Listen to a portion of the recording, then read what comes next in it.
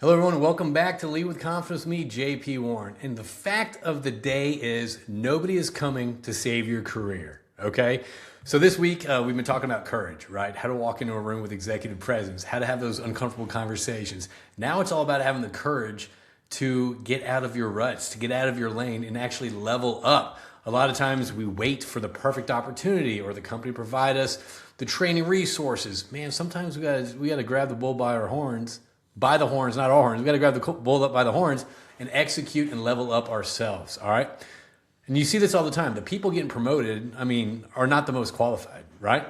They're the ones that actually invested in becoming qualified before the job even opened up. So they got the track record, they got the certs, they got the experience, and everyone's always waiting. Man, once I get to this role, then I'm gonna learn how to do this. Or worse off, right now in our industry, there's a lot of M&A going on. So a lot of times people are getting put into these new positions, right? Managing teams. They've never been a manager before. So they get in this role and they're just expected, hey, you've been at this company for 10 years, you should know how to manage, or you've been here for, 10, 15 years, whatever. You should know how to be a manager or a vice president or stuff like that. But there are skill sets that are required. And if you're not getting the skill sets from your company, then it's up to you to take accountability and level yourself up. All right. So the problem right now in the world is that you're waiting for your company to pay for your training, right? Send you to conferences and hand you stretch assignments, which is great and all, but right now we're in a world of do more with less, right? We're in a world of reducing expenses. We're in a world where conferences don't go that much. We're in a world where the training and development, skill set development of teams is being pushed aside for either saving costs or investing in other technologies like AI, all right? Another problem is you think investing in yourself is risky, right? But staying where you're at is actually riskier in a changing market. So if you're not learning new skills, and I think one of the most strongest skills that we can learn is our communication skills.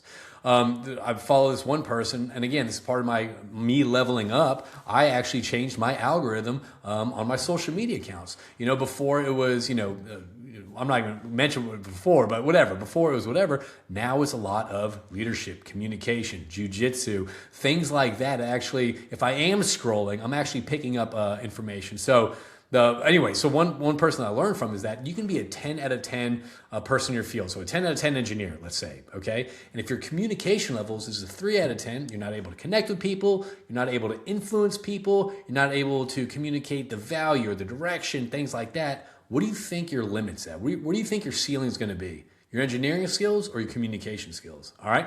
And the third problem is you want a guaranteed outcome before you invest. So, okay, what's my ROI if I invest in this course? What's my ROI if I actually take the time, energy, and effort to actually start this skill course, okay?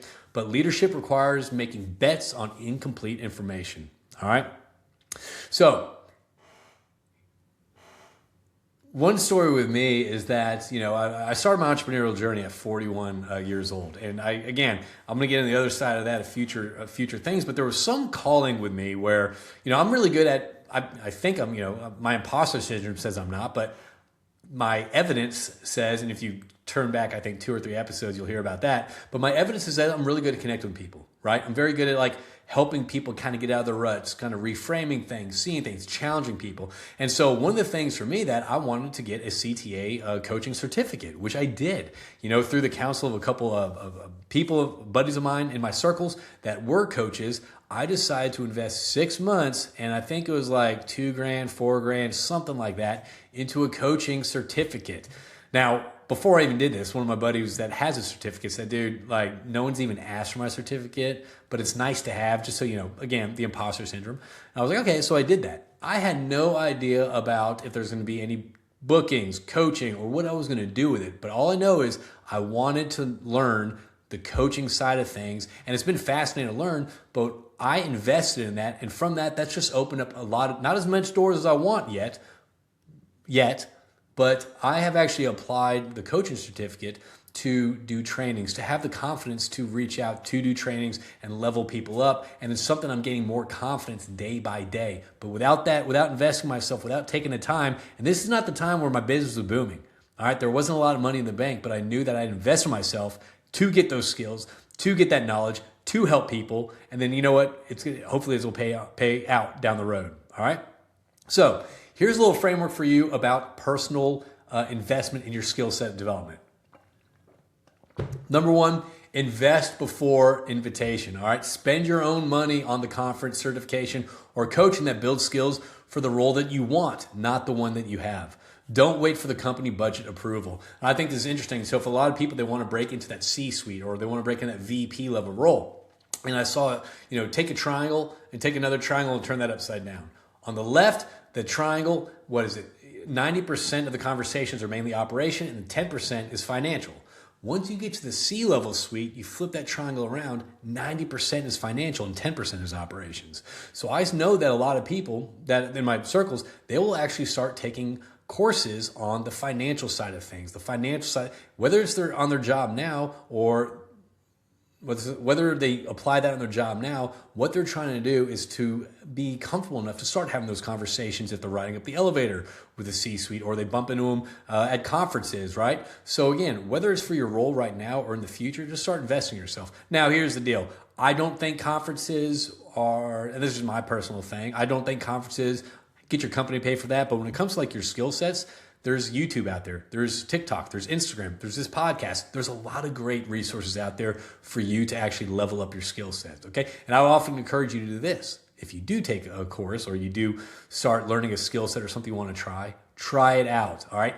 Communication is a skill set, okay? It can be learned, practiced, and mastered, just like golf, just like any skill. No one was born an effective communicator. That's something that's learned, okay? The second thing, again, I just bleeding into this, is execute immediately. So once you start learning those skills, once you start learning those frameworks, start applying them today. The more you apply them today, the easier and more comfortable it's going to be for you tomorrow, all right? And the third thing is document the evidence that you are doing your training. So whenever you do get a certificate from Coursera or you do I'm not going to plug it now, but maybe I will, or one of my online cohorts, you get a certificate. So document that, promote that, store that in a bank where you actually come up and discuss that if a role opens up for you, all right?